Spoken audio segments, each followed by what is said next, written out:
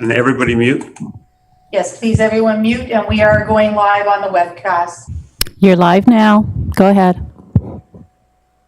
Okay. Good afternoon, everyone. Let's have roll call first. Yep. Councillor Foxton. Present. Councillor Jowett. Present. Councillor Harris. Councillor Harris. No. Councillor Kiefer.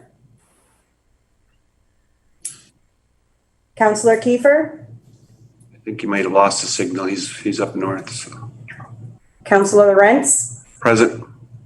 Councillor Redmond. Councillor Redmond. Councillor Strickland. Here. So the only ones missing would be Chair Redmond and Michael Harris. Okay, perfect. And Carl probably will try to get back. Carl's trying to get back. I'm here. No, I'm here. Okay. Thanks. Thanks, Carl. It's terrible. Okay, any declarations of pecuniary interest on the Municipal Conflict of Interest Act? Don't see any. Approval of minutes from July 9th, 2020 and July 16th, 2020. Someone prepared to move those. Moved by Councillor Foxton, seconded by Councillor Strickland. All in favor? Opposed? That's carried. So we have item 4 is for discussion, priorities of local area municipalities and planning agencies. And I think Michelle's got a brief presentation for us. Right, Michelle? I do. Let me just start the slideshow for you. Oops. And let me confirm that everyone can see that. Okay, great. Thank you. So to start off, we thought it would be helpful to the committee if we ran through some background statistics and indicators related to development activity that would provide some additional context, and then get into the expediting approvals component. So we're going to go through some labor force information, building activity, development approvals activity, housing supply, and then into the expedited approvals. So related to labor force, we're going to review both the employment and the unemployment rates. I think it's really important to note that as we go in through and we start to look at this information is that the information that's released for Waterloo region is on a 3-month average. So when you're looking at changes provincially and federally, they're published monthly. And so they're a little bit different. So we've seen recent increases related to employment and decreases in unemployment, both provincially and federally. And we have a sense that that's likely what's going on here or maybe going on here as well. But because we're seeing a 3-month trend, we're including April and May in those numbers, and there were some significant structural changes at that point in time. So we're continuing to see that decrease. But when we're looking at where we are in May, that decrease is certainly slowing down. So it's certainly something we want to keep an eye on, but it's important to just sort of recognize that there might be that sort of increase. So we did see a decrease in jobs with respect to part-time employment, and that was much more significant than the losses in full-time employment. And that's a switch from the month of May, where we lost more full-time jobs than part-time jobs. So that's an important shift to note. And we've seen decreases in the wholesale and retail sectors, education sectors, as well as public service and personal service. But we also saw gains in manufacturing, construction, business building and support services, as well as healthcare and social services. So there have been some gains at the same time. Oh, we're not going down. So with respect to the unemployment rate, the unemployment rate again was done over that 3-month average. So we did see an increase in the unemployment rate from 1.9 to a rate of 12.2%. But when we seasonally adjust and take the province and the federal government over that same 3-month period, we're still lower than the province and still lower than the federal government, or Canada as a whole.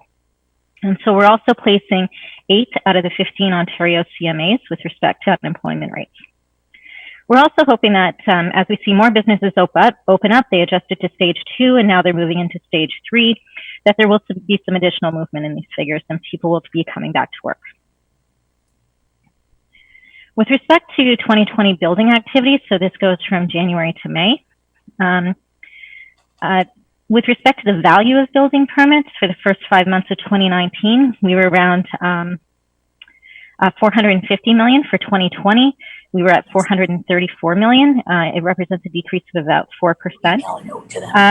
Something that's important to note is that the lower activity in this area is more specifically related to the non-residential side, so the ICI side of the building permits.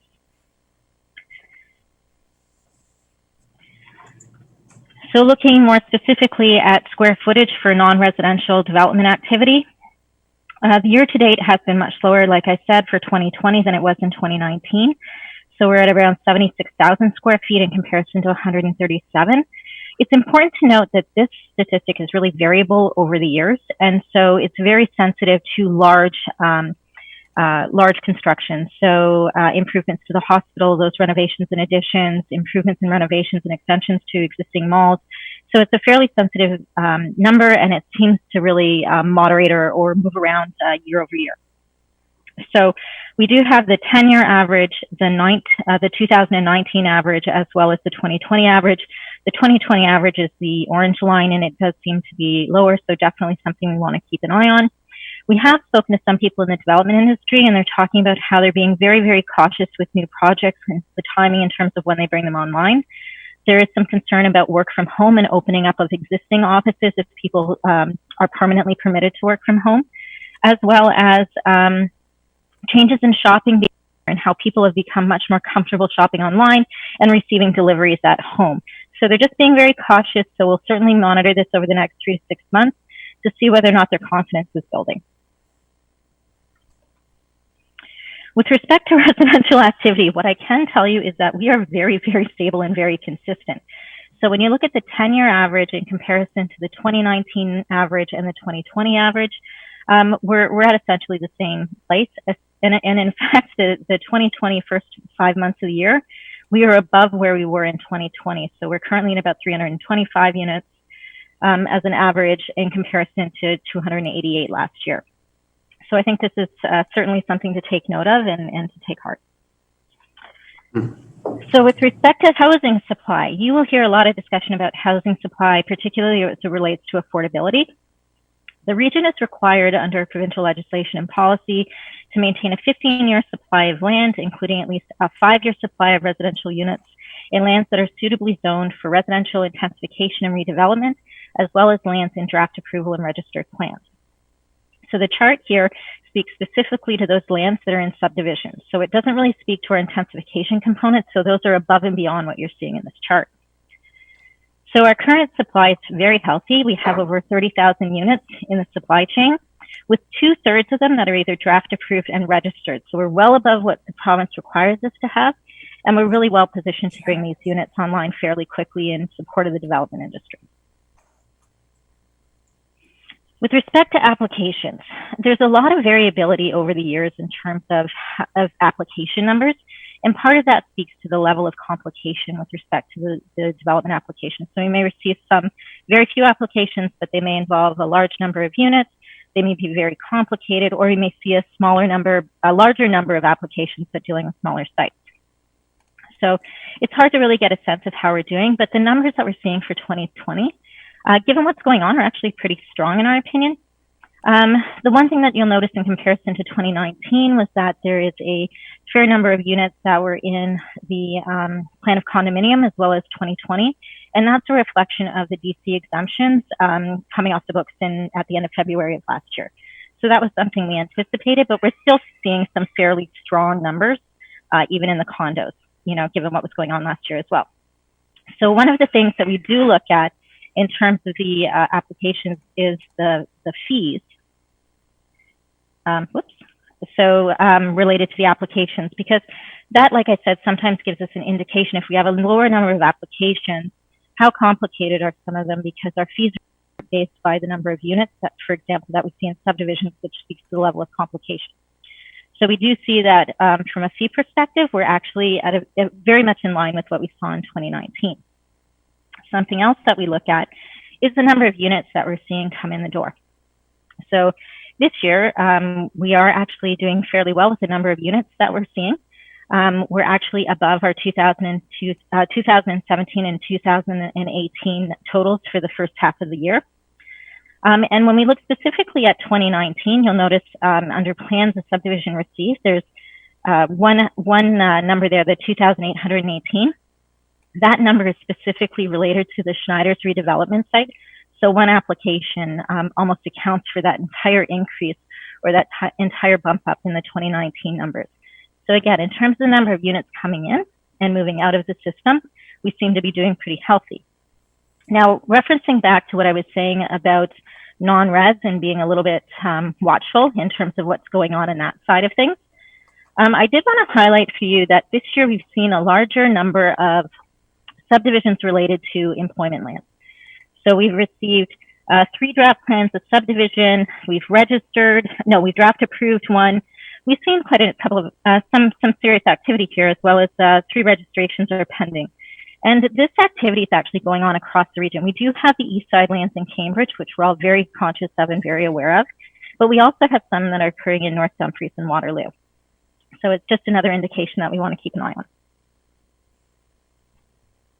So with respect to the expedited approvals, I did meet with the heads of planning last week, or this week actually, and had conversations with them over the course of the week as well. And we have agreed to expedite applications. What we've suggested that we focus on is shovel-ready lands, as was directed by the committee. But in addition to that, applications that would facilitate key infrastructure. Now, when I speak to key infrastructure, I'm talking primarily about local infrastructure, not regional infrastructure. So these may be local roads, they may be pumping stations, so things that could open up additional lands for development if approved and allowed to move forward. There was also a request to take a look at the release of holding provisions and to see if we could expedite any of those types of applications as well and releasing their conditions, because again, these are applications where you're very close to building permits. So to move those forward as quickly as possible. And then we confirmed, so as a group, we've always sort of focused on registrations of subdivision and condominiums. So again, we sort of reiterated the fact that that would be a particular focus in order of moving these forward. If you recall back to Paul Britton's presentation last week, he spoke to being very sensitive to components of applications that were really key in terms of financing and other key components of that process. And so that, to a certain extent, speaks to the registration component of process, where people are ready to pull building permits, properties are changing hands, so there's that change of ownership. So it really is a key component of that process, and really is something that we do commit to focus on and have been focusing on. So we'll continue that. So what we have committed to is we are committed to having those weekly meetings, but to keeping that open communication with all of the area municipalities to identify appropriate applications that should be expedited. And I think I was a little bit remiss last time I presented and probably wasn't as clear as I could have been in terms of us having regular communications, and where we do, even in the past, have applications that needed to be expedited, we worked together and did work on those and move them forward as quickly as we can. So we will continue with that with a finer eye to looking for applications that need to be expedited and move forward. As we went through the process this past week, there was a limited number of applications that were identified, and certainly the ones that were identified are being expedited, but there's that ongoing commitment to continue that dialogue, and as those applications are identified, to continue to move those forward. So it isn't a one-time list that they're going to give us. It's going to be a continuous list that we will continue to move forward throughout, really on an ongoing basis, not just through the emergency period, hopefully. So, but I also wanted to point out that sometimes the limited number of applications that we're being asked to expedite is a reflection of the role that we play in terms of the planning approvals process. So the applications that are closest to being expedited or closest to be a building permit and being shovel ready are really site plans. And we only comment on site plans that occur on regional roads. So we're only commenting on a fraction of those applications that are actually going forward. So certainly there will be an eye to the ones that we are involved in, and where necessarily we will, where we're asked, we will certainly expedite those applications. They also wanted me to provide 2 cautions to the committee, and just to remind ourselves going through this process to expedite approvals, that when it comes to expediting, you tend to do it at the expense of another project. So if you're shifting resources and you're taking someone off of one application and putting them at the other, sometimes it happens at the expense of others. And so we just need to be cognizant of that moving forward, and not putting other applications through any undue delays as we do this. And also the potential for litigation. So there are applications, particularly as the area municipalities move through their process, they have enhanced public consultation, and that tends to take a little more time. But the reason they do that is to help resolve some of those issues so that as they move through that process and they get to approval, they eliminate or significantly reduce the potential for appeals. And the benefit to doing that is that it will actually save time and money in the end if we spend it up front, as opposed to having to deal with any kind of litigation or LPAT appeal. So I did have one other item, if I could take a little bit of a liberty and provide an update to council. We did have our Home Builder Liaison Committee meeting on Monday. And we had the Perry Group, who is the consultant that we have working on our development tracking system. And they did interviews with our Home Builders Liaison Committee and asked them for what they felt would be the benefit in terms of having this type of new tracking system, or how they would utilize it, and what it could be used to in terms of solving problems that they may have. So feedback that we received were items like, I spent an incredible amount of time trying to chase down where my application is or following up on conditions. It would be amazing if I had a one-stop real-time place to go in order to identify that on my own and be able to follow up immediately with people. It would be amazing for me to be able to track letters of credit and know exactly where they are. Please ensure the system speaks to whatever the area municipalities have in place so that we can move it forward. So the group doesn't tend to be animated when we have conversations. You know, they're always respectful, but they actually did seem pretty interested in this process and happy to be engaged with respect to the potential for moving forward with that project. So with that, I am happy to take any questions. Perfect. Well, thank you. Thank you, Michelle. Good presentation. So I have Councillor Jowett. Helen? Hey, Michelle, great presentation. And I love all the information you pulled together. That's really helpful. So I also know that these meetings are open, and so there's sensitive business information that's going to be protected, right? So, okay. And so I don't know what level of information we want to delve into, but I want to be able to quantify these, in my mind, these successes that you're speaking of. So how might we roll that information out without making business competitiveness vulnerable?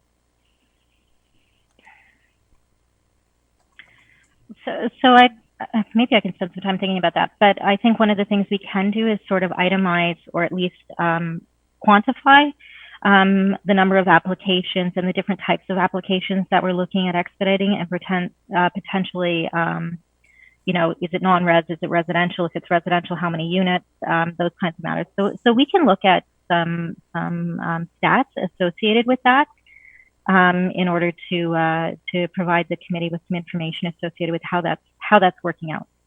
And Michelle, could we possibly match back to when specific people have reached out to us for a little bit deeper dive? Can we match back to that, where maybe it's just a quick update email without a lot of detail, just saying, oh, we're able to get some progression here?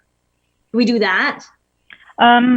So not all of those emails come into me, but I can certainly take a look at it with staff and see if we can put something in place for that.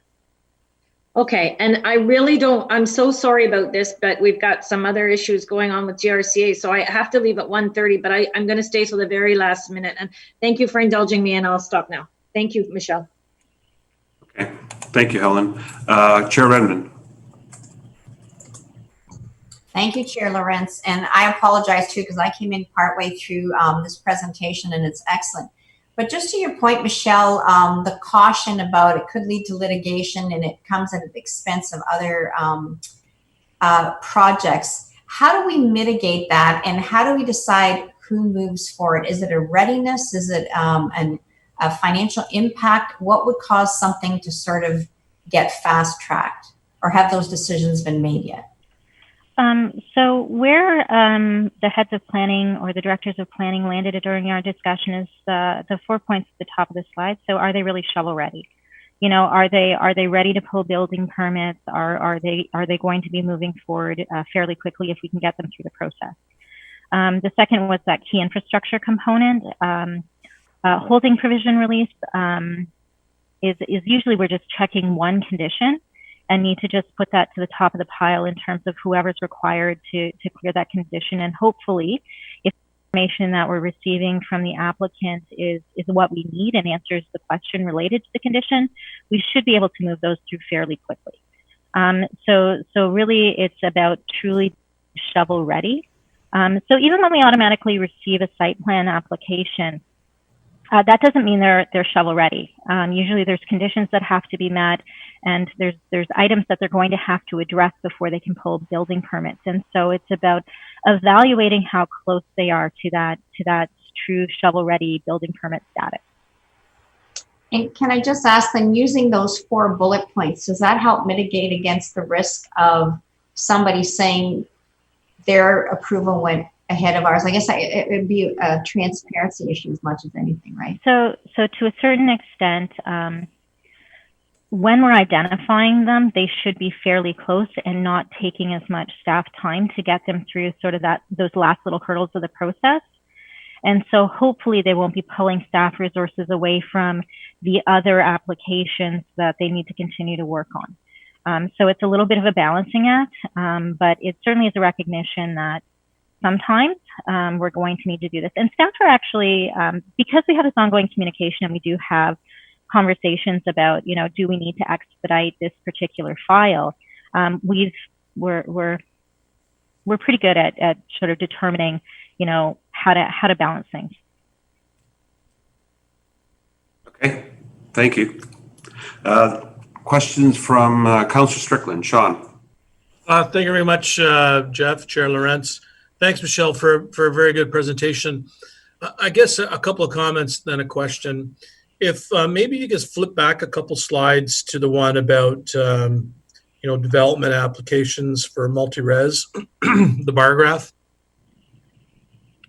And that one there, actually, that'll work. So, my concern is when you look at the financing aspects for the development industry, a lot of the activity we're seeing now, like some would at first blush think that we would have a severe drop off in activity. And the way the financing cycle works is that much of these projects have been financed, approved, and ready to go forward for residential activity, obviously pre-sales. The ICI side is a little more complicated. The point I'm trying to make is that this is a snapshot in time. And what my real concern is, what will this graph look like in a year from now? And in my conversations with the development industry and in the construction industry, they're feeling pretty good about all these projects that are in the pipeline up through until the middle of 2021. And then what happens after 2021 when you get into spring, the backlog is slowly diminishing. And so just within that context, I think because you have a tendency to look at this, say, okay, we're doing fine, we don't need to do much. But it's not about now, it's about what's going to happen, 8 to 12 months down the road, which is going to be the real critical piece. And that's why I think it's really important that we take this expedited approvals approach. And if you may, please go back to your final slide. So I think it's important that we put into place these expedited approvals, and I compliment you and your colleagues across the region and the municipalities for all the work that you've done on this to put this kind of system into place, because we need to capitalize on what's available there now to expedite it so that we can not have as severe a drop off in a year from now. If all things being equal, the financing, everything else, the development, construction related to these projects and approvals still goes ahead. So that's just the context that I'm looking at it. And what I'm wondering is, in terms of this expedited approvals, I got one specific question. Why the asterisk beside the subdivisions and condominiums? So specifically with respect to the asterisks, is that something that the area municipalities in the region have always agreed to expedite? It's something that we've really put our mind to this time and truly are doing everything that we possibly can to get those out the door as quickly as we possibly can in a virtual environment. And in fact, I've had feedback from some of the area municipalities that they've actually noticed an increase in our responsiveness to these applications. So it's just sort of the recognition that that's sort of the way we do things, but we're really trying to get those out the door as quickly as we possibly can. Okay. And just a comment, I do worry about the long-term trends as well. And so two of the things that I do look at towards 2021, well, I do talk to the development industry, and they have more confidence on the residential side than they do on the non-res side in terms of the feedback. But the two things that I do look at is that, so first of all, our residential supply numbers, we have incredibly healthy supply, and we have a good number of units that are in registered unbuilt and draft approved that we can move forward in the shorter term. So that to me shows some strength. But the other item that I look at is the applications that we're receiving in terms of draft plans of subdivisions and condominiums.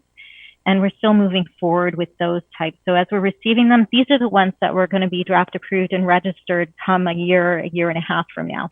So making sure that they're still coming in the door is really critical. And then also looking at sort of the number of units that we're starting to see come in the door. Right. So those are the sorts of indicators that I'm looking for to make sure that we're okay. But we've got to keep an eye on it, absolutely. And so the intent of the stats that I went through is to update them monthly and hopefully continue to provide them to this committee. Okay, great. So then if we go back to the last slide, I have another question related to that. Is that we heard from the home builders last week about the backlog.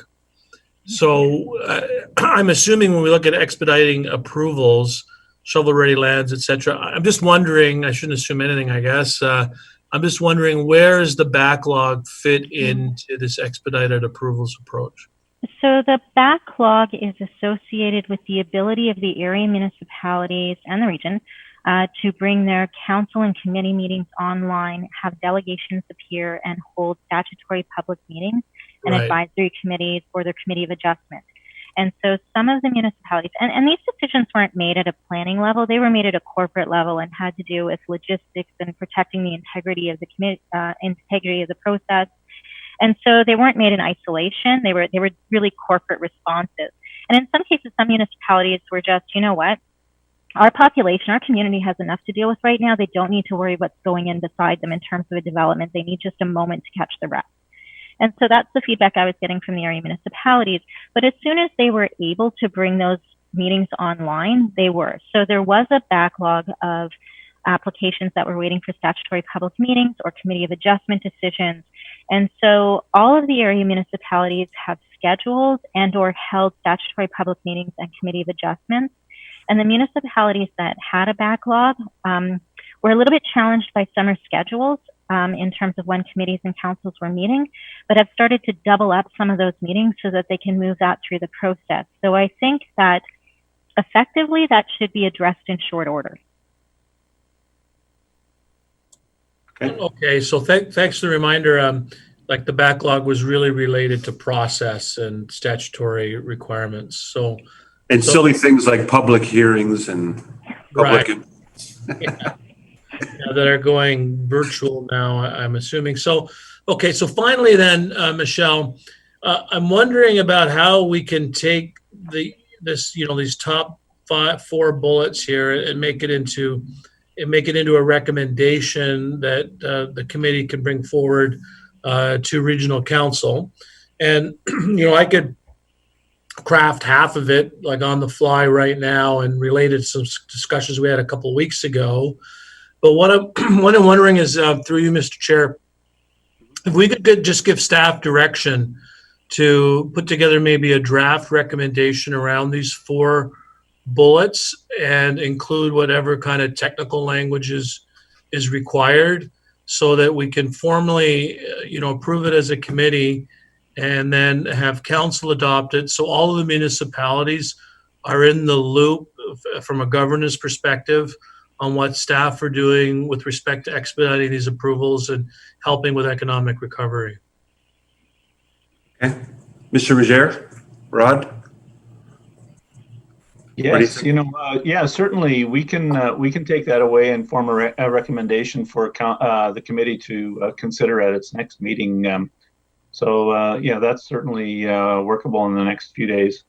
Okay, Okay, good. great. Good. That's it for me, Mr. Chairman. Thank Okay, you. thank you, Sean. So Carl, Councillor Kiefer had emailed me or texted me and asked about how does it work when council wants a fast track, either approvals or a project?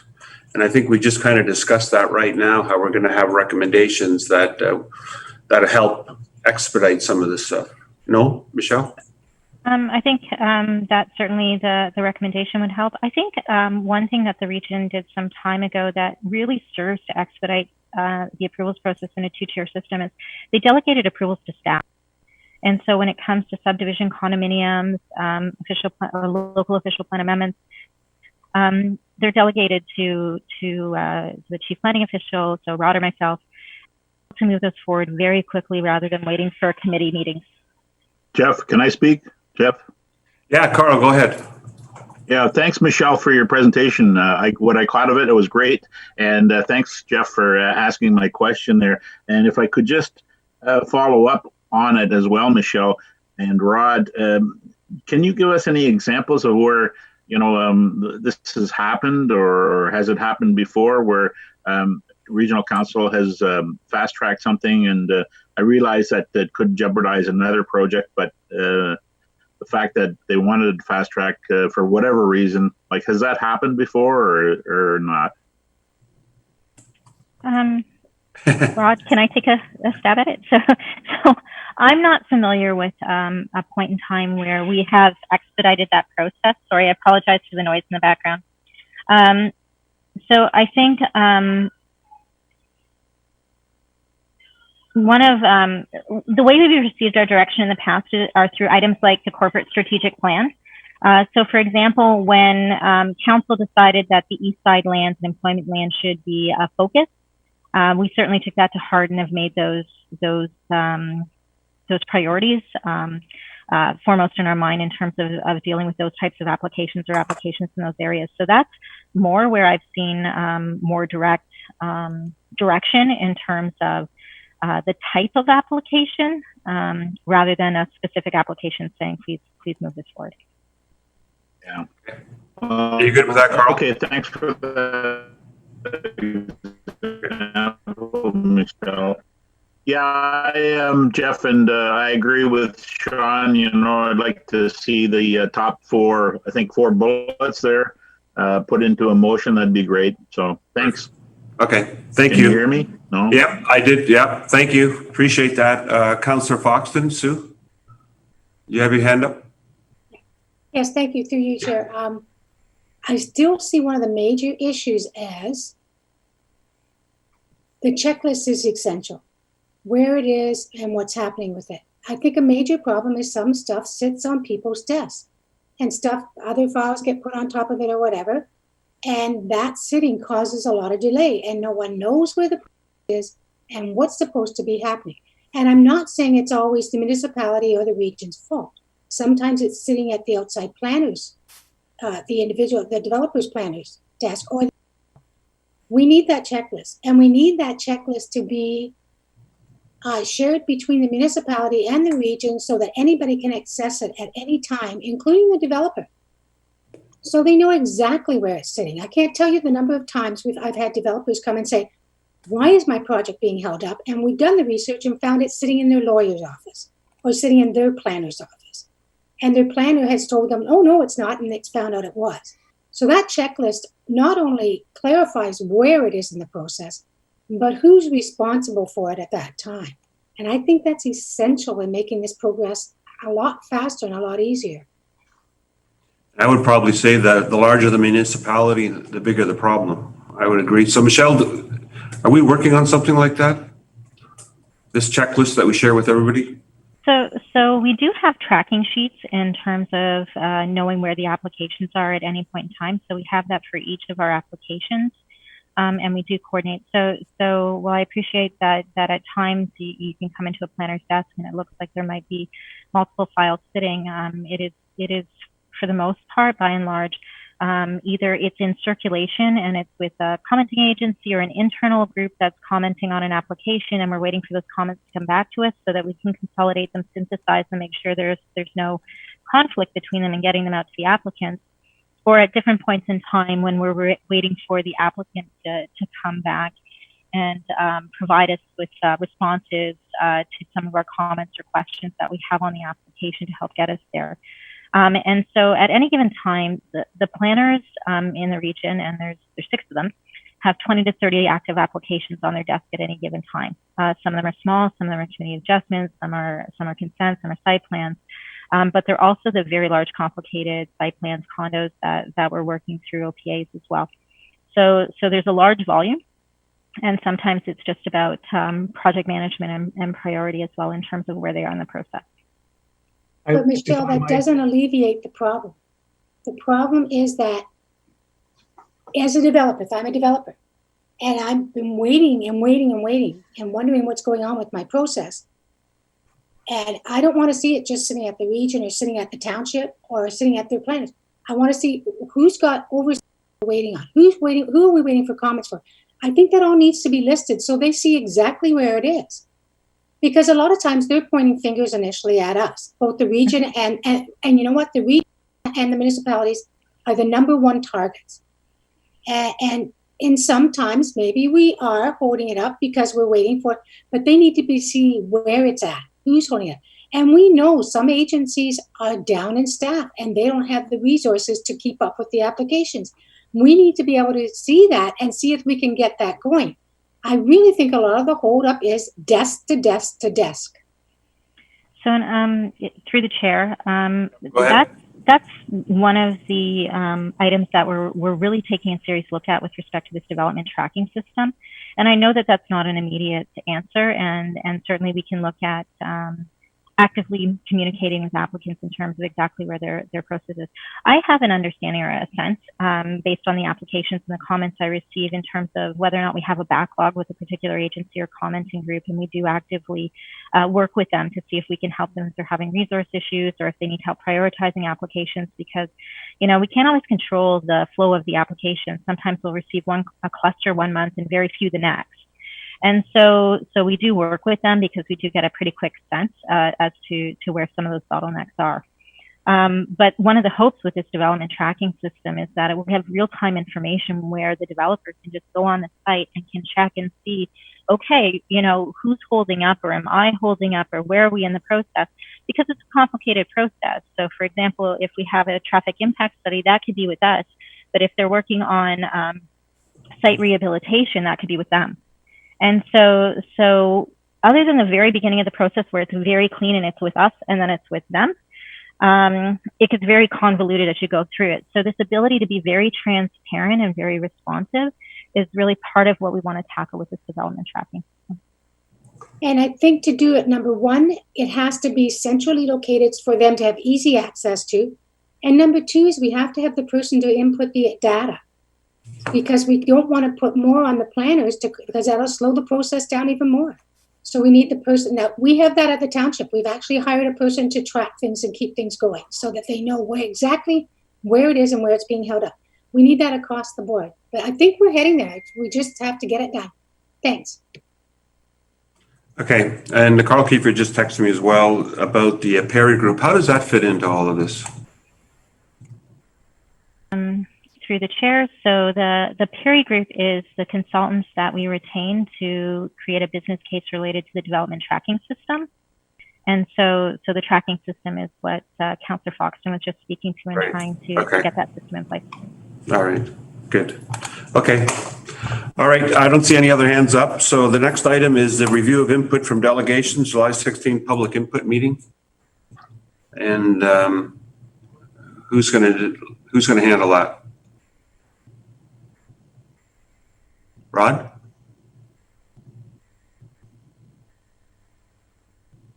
Yeah, well, certainly I can facilitate the conversation. We've gone through the input.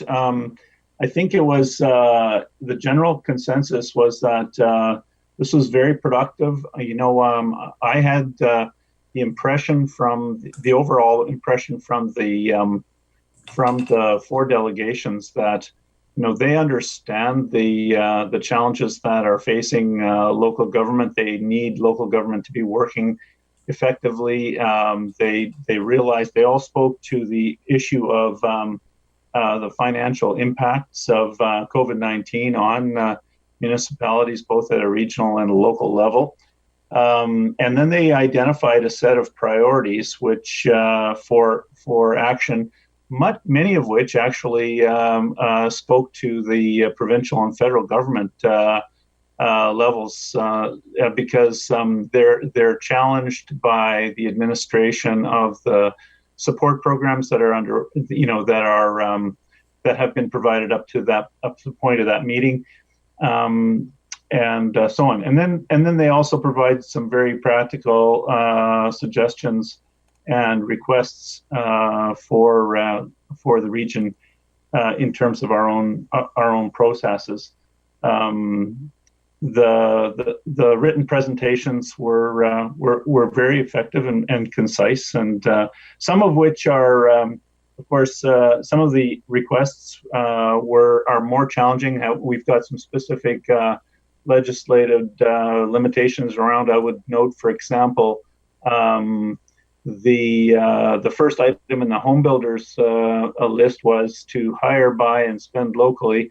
And as we know, there are some specific limitations to our doing that in the Municipal Act. But most of the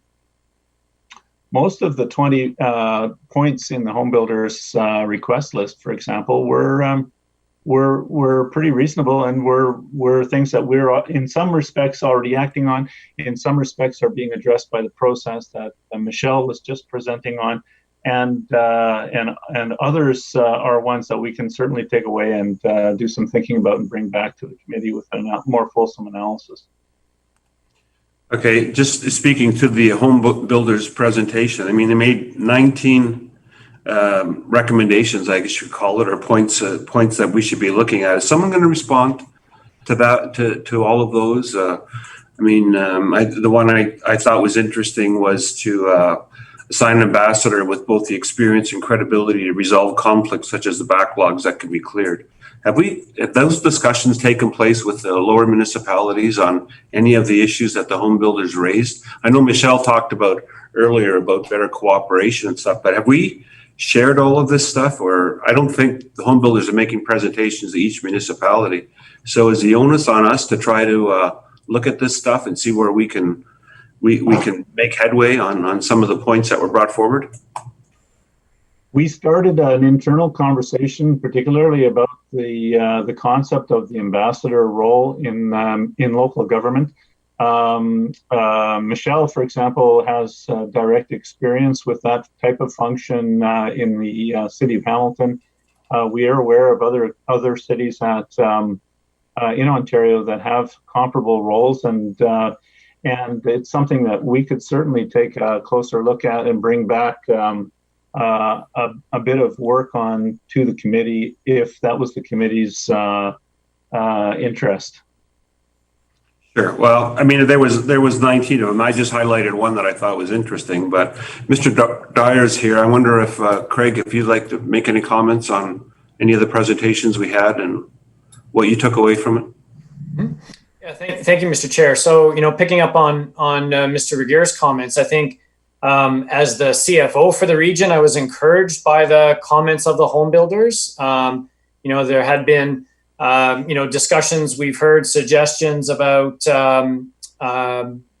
making changes to development charges, for example. I think Mr. Britton was very respectful in his comments of the financial situation that municipalities find themselves within. So I think there are, certainly elements of the points raised by all of the delegations that to some extent are already being actioned in some way, and others, as Mr. Regere indicated, that we can take back and explore and bring recommendations back to the committee as required. So I think it was I think the objective of the day to get input from the business community was achieved, and I was certainly encouraged that we have a lot of the same ideas. Great. Well, yeah, I would agree with you. And in fact, I was impressed with the quality of the presentations and the information they passed on to us as well. So, Sean, did you have your hand up? Did you have a question? Yeah, thanks, Chair Lawrence. I just echo those sentiments, and I thought all the delegations were very reasonable and even keeled in terms of recognizing the financial challenges we're going to face going forward, and complimenting us on taking a stabilizing approach to all of this. So I agree. I was encouraged. I'm wondering on a couple other items that were raised. One was on the business education tax. I know we passed that resolution and forwarded it to the province last week. I'm wondering if someone could follow up and also send that to the chamber, because Ian and Art said that they would be interested in that and would lend their voice of support to that initiative, and would send a letter off to the MPPs, et cetera, as well. So maybe Mr. Dyer through finance, if you could send that through to Ian and Art, that'd be great. Yeah, we'll do that. Thank you. The other thing I'm wondering is for Rod and from the Tourism Association, the idea of this entertainment district that they put up, and I'm not 100% clear within the Planning Act or in our regional official plan. I don't think we've designated a specific area as an entertainment district. So maybe just comment on that a little bit. Yes. So in my preliminary understanding of this concept is that it's not likely to require any significant changes in planning policy, in the region or at the area municipal level. We haven't had a specific conversation with the area municipalities about that yet, but I'm thinking that most of the areas that they would be potentially considering would likely be mixed-use areas with active commercial land uses permitted, and so from a purely a land use planning point of view, we would probably not find anything that would be out of line. But it's worth, it'll be something that we'll have to dive down into, and probably more so at the area municipal level than at the regional level.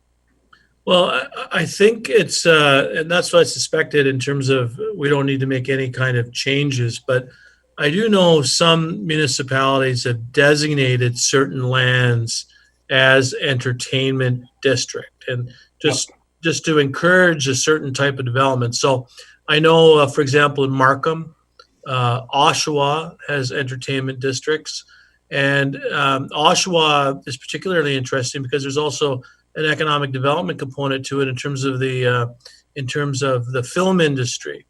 And so one of their anchor tenants is a film studio.